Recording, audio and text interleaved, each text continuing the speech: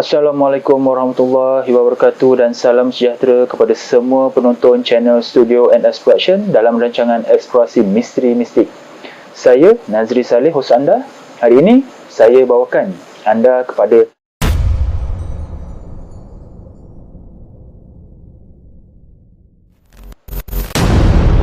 sumber maklumat yang kami perolehi dari kaedah ilmu kebatinan secara Islam, iaitu Al-Haq. Jika anda tidak suka dari sumber tersebut, sila berhenti menonton video dari channel ini. Sebelum saya teruskan video ini, bantu saya dengan tidak skip iklan ketika menonton video di channel ini. Subscribe channel ini kepada yang belum subscribe dan share video ini, semoga ramai yang akan dapat manfaat, dan pastikan anda menonton video ini sampai habis supaya anda faham secara menyeluruh berkenaan sejarah yang ingin disampaikan. Kota Melaka adalah sebuah kota perdagangan yang terunggul di kemuncak zaman kegemilangannya pada abad ke-15 Masihi. Kehebatan Kota Melaka didorong oleh faktor ekonomi perdagangan antarabangsa yang terancang dan disokong oleh faktor politik yang stabil dan kukuh. Pada video ini saya akan menerangkan infrastruktur Kota Melaka, terutama berkenaan kedudukan rumah pembesar, khasnya lokasi kedudukan rumah Laksmana Hang Tuah ketika berkhidmat dengan Sultan Melaka.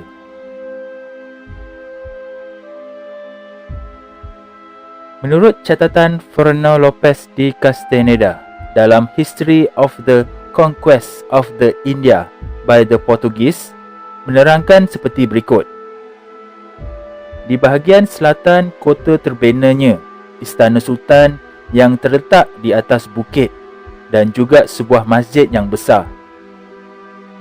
Di bahagian selatan itu juga merupakan kawasan penempatan golongan yang berkedudukan tinggi, iaitu bangsawan. Di bahagian utara merupakan tempat tinggal para pedagang yang dikenali sebagai keling. Bahagian ini adalah lebih luas berbanding bahagian-bahagian lain di dalam kota. Dalam catatan Fernão Lopes de Castaneda dalam History of the Exploration and Conquest of the Indies by the Portuguese, selanjutnya menerangkan, kota ini pada masa ini adalah sempit dan tersebar di sepanjang pantai, seperti Lisbon dari Izobigas ke Beira Belum. Di dalamnya terdapat kira-kira 30,000 buah rumah dan terdapat sungai yang membahagikan kota kepada dua bahagian. Setiap bahagian berhubung dengan bahagian yang lain melalui jambatan kayu. Banyak yang diperbuat daripada kayu dan kebanyakannya dibina di pesisiran laut. Rumah-rumah yang lain yang diperbuat daripada batu dan kapur turut kelihatan. Dalam buku Teknologi Kesultanan Melaka oleh Hasanuddin Yusof, mengulas catatan Portugis tersebut, menjelaskan bahawa Kota Melaka sebagai sebuah kota yang utama di dunia yang dikunjungi oleh pedagang-pedagang asing dari pelbagai negara di dunia. Kota Melaka adalah sebuah kota terancang. Dalam sistem pemerintahan Kesultanan Melaka, Sultan dan Bendahara bertanggungjawab dalam merancang dan menyusun pembangunan kota, manakala Temenggung pula bertanggungjawab sebagai pihak penguatkuasa tentang hal ehwal yang berkaitan dengan kota. Ini termasuk dengan susun atur kedudukan permis perniagaan, bangunan-bangunan lain dan jalan-jalan di kota. Menurut beliau lagi, perkara ini turut dijelaskan oleh Tun Sri Lanang di dalam Sulalatus Salatin seperti berikut. Adapun akan adat segala orang muda-muda Tun Hasan Temenggung, apabila ia berjalan tiada berbelanja, maka ia berkata kepada Tun Hasan Temenggung, "Tunku, sekarang lebuh kita tiada betul. Banyak kedai yang menganjur. Baik juga tuanku membetuli. Kalau-kalau yang di-Pertuan berangkat, dilihat baginda lebuh tiada betul, murka kelak akan Tunku." Maka kata Tun Hasan Temenggung, "Baiklah, Pergilah kamu semua perbetul, rentangi tali lebuh itu. Maka segala orang muda-muda Tun Hasan Temenggung pun pergilah dengan segala petanda merentang tali. Maka oleh segala mereka itu, pada tengah rumah saudagar yang kaya-kaya itu, direntanginya tali. Disuruhnya roboh. Maka tali itu pun diperbenarnya mengikut seperti yang betulnya. Segala kedai yang menganjur itu juga disuruhnya buang.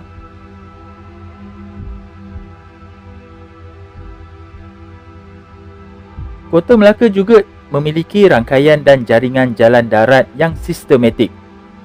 Ini tercatat dalam catatan João de Barros dalam On the Deed and Discoveries and Conquest by the Portuguese in the Sea and Eastern Land, di mana catatan tersebut menerangkan perihal infrastruktur rangkaian jalan di Kota Melaka. Catatan tersebut menerangkan seperti berikut. Satu lagi pasukan tentera akan menyerang ke arah sisi kota, di mana letaknya masjid yang besar itu, yang berhampiran dengan istana-istana sultan. Dalam pasukan ini adalah Di João de Lima, Fernão Perez de Andrés, Bastio de Miranda, Gaspar de Paiva dan Jaime Pereira Teixeira. Mereka telah diarahkan bahawa sebaik saja mereka mendarat, mereka perlu menyerang ke arah jambatan dan kekal di situ sebagai satu pasukan tentera, kerana adalah penting untuk mempertahankan jambatan daripada serangan dari kedua-dua belah arah. Jika sekiranya musuh cuba untuk masuk semula ke kota melalui jambatan, disebabkan semua jalan-jalan utama di kota menghalangkan jambatan itu, gerombolan pasukan tentera musuh akan cuba untuk memberi tumpuan ke atasnya. Dan jika Tuhan mengizinkan tentera Portugis untuk memperolehi kedudukan yang paling strategik itu, mereka akan bertapak dengan kukuh di dalam kota agar mendapat setiap perkembangan yang seterusnya. Diniz Fernandes yang diikuti oleh tentera-tentera di bawah arahannya menuju ke arah jalan yang paling besar.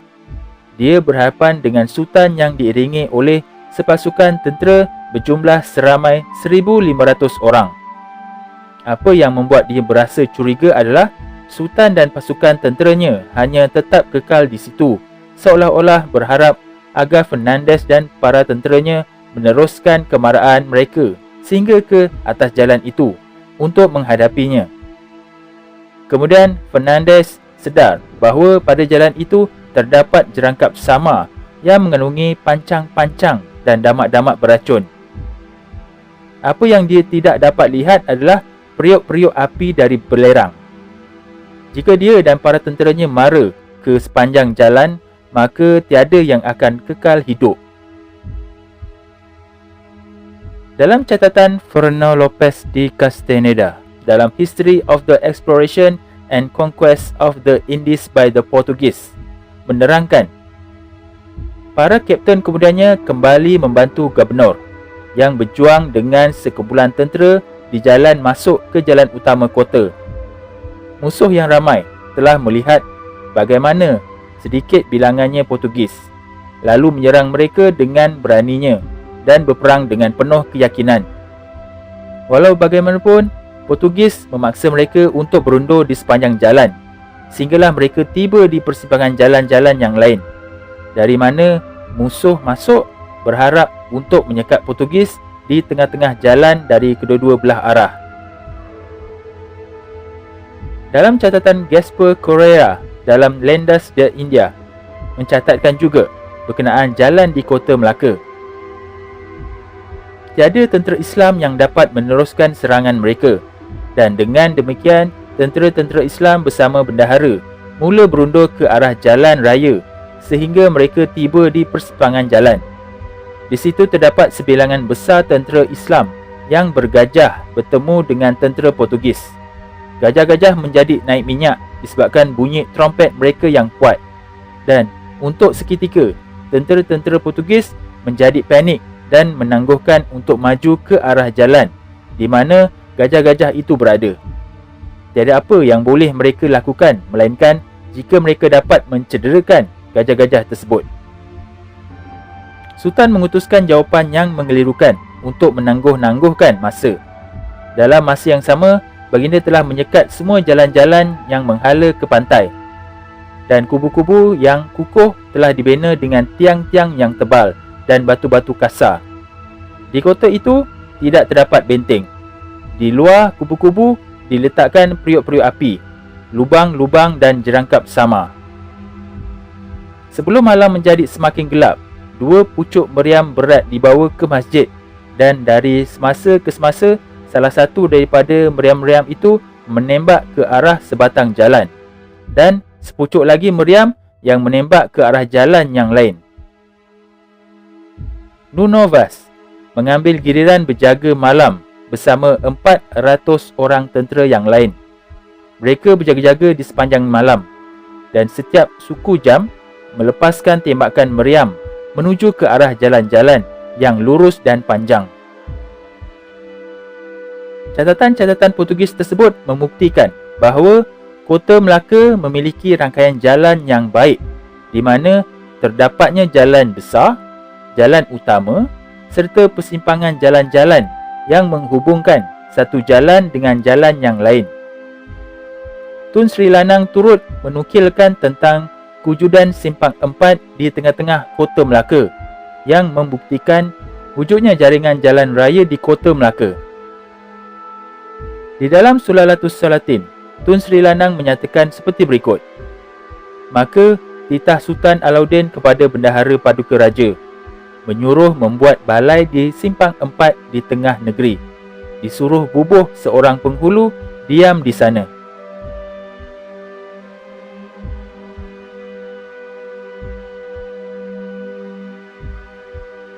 Namun yang menjadi persoalan di sini adalah di manakah terletaknya rumah Laksamana Hang Tuah dan pembesar-pembesar istana yang lain di Kota Melaka.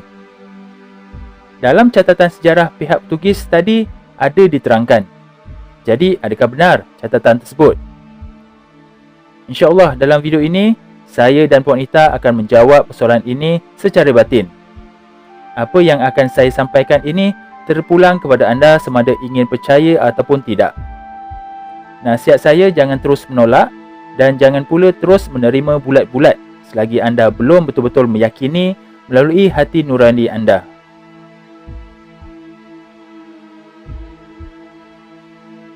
Bismillahirrahmanirrahim. Saya dan Puan Ita telah lama bertukar pandangan sejak beberapa bulan lepas berkenaan kedudukan rumah bagi Laksamana Hang Tuah dan pembesar istana di Kota Melaka ketika berkhidmat dengan Sultan Melaka.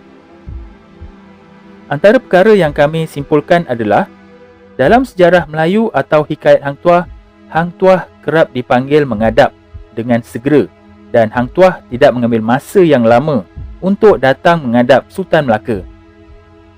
Jadi ini sebagai petunjuk bahawa rumah Laksamana Hang Tuah tidak jauh dari Istana Melaka. Begitu juga dengan rumah pembesar-pembesar istana yang lain. Rumah mereka juga tidak jauh dari istana. Pada mulanya kami telah mendapat jawapan secara batin, tetapi disebabkan perkongsian secara batin semata-mata tanpa bukti primer agak sukar untuk masyarakat menerimanya. Atas sebab itu, dengan inisiatif sendiri, saya telah membeli beberapa buah buku berkaitan sejarah Melaka berdasarkan catatan sejarah Melayu, iaitu Sulalatus Salatin, Hikayat Hang Tuah dan catatan Portugis. Akhirnya saya menemui satu catatan yang bertepatan dengan apa yang kami dapat melalui sumber batin. Sumber ini menjadi sumber primer yang menyokong kepada dapatan kami melalui sumber batin.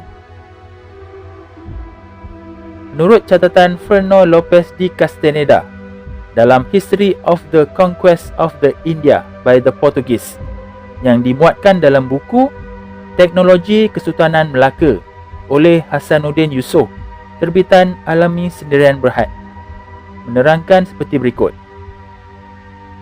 Di bahagian selatan kota, terbinanya Istana Sultan yang terletak di atas bukit dan juga sebuah masjid yang besar.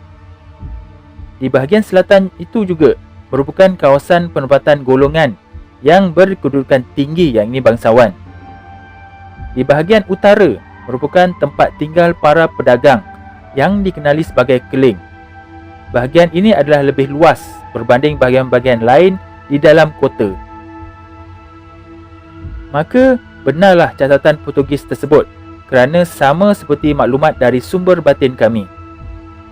Menurut sumber batin, Istana Melaka terletak di atas bukit, iaitu Bukit Melaka atau kini dikenali sebagai Bukit Sepol.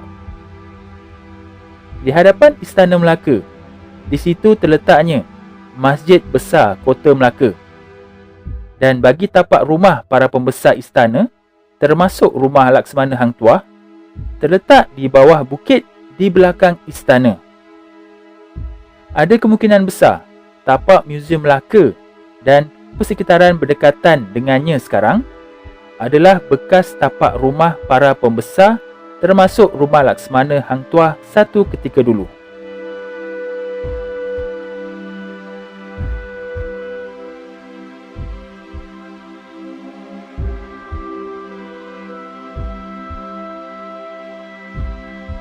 Jadi itu saja video untuk kali ini, diharap dapat memberikan sedikit pendedahan kepada generasi kini dan akan datang, juga memberikan sedikit maklumat kepada pengkaji dan peminat sejarah supaya dapat merungkaikan lagi sejarah ini.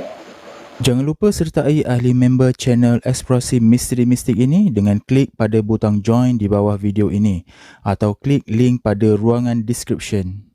Terdapat 4 pilihan peringkat package yang disediakan. Untuk penerangan lanjut, sila klik join sekarang dan anda akan dibawa kepada video penerangan berkenaan package-package tersebut. Jadi sampai di sini saja video untuk kali ini dan jumpa kita di episod akan datang yang lebih menarik insya-Allah. Assalamualaikum.